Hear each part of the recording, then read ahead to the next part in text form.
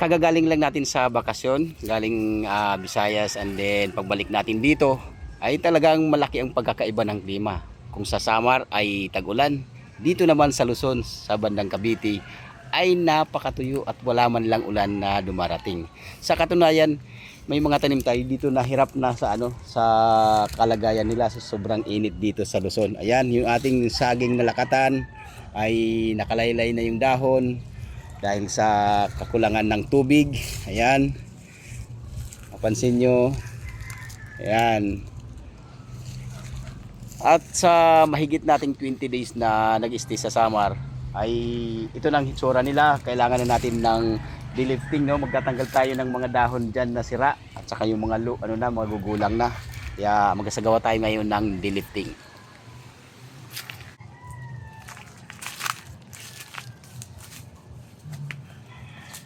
Magbabawas tayo ngayon ng mga dahon dito sa baba. Kaya tatanggalin na natin yung luma. Yan. Yung nabali. Yan. Kasi mahangin talaga dito sa Cavite. May time talaga na napakalakas ng hangin. Kaya kapag mahina ang ating tanim, yan, nalalaglag yung nalumalayla yung mga dahon.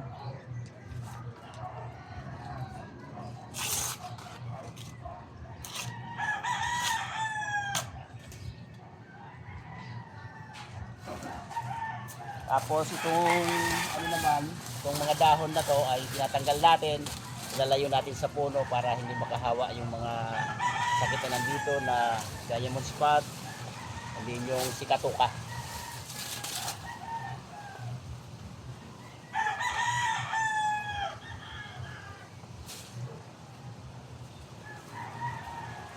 Nakalaylay na, hirap no.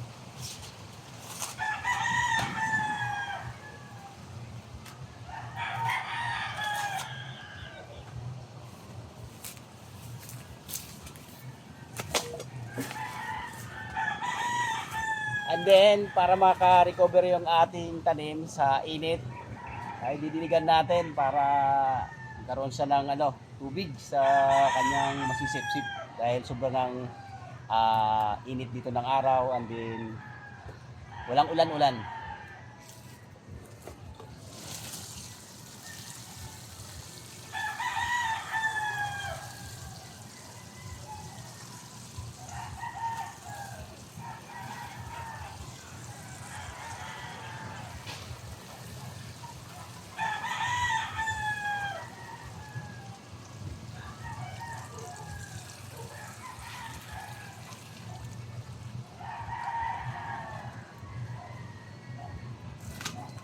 Patuloy pala natin gagawin to, yung pagdidilig ng ating halaman para maka-recover, no? Dahil mahaba ngayon yung tag-init at di natin alam kung kailan uulan. Yan yung mga activities natin na gagawin dito sa ating mga halaman na ngayon, lalong-lalo na dito sa ating tanim na saging na lakatan o bangaran. Kaya maraming salamat mga boss. Hanggang dito na lang. See you again on my next video. Bye bye.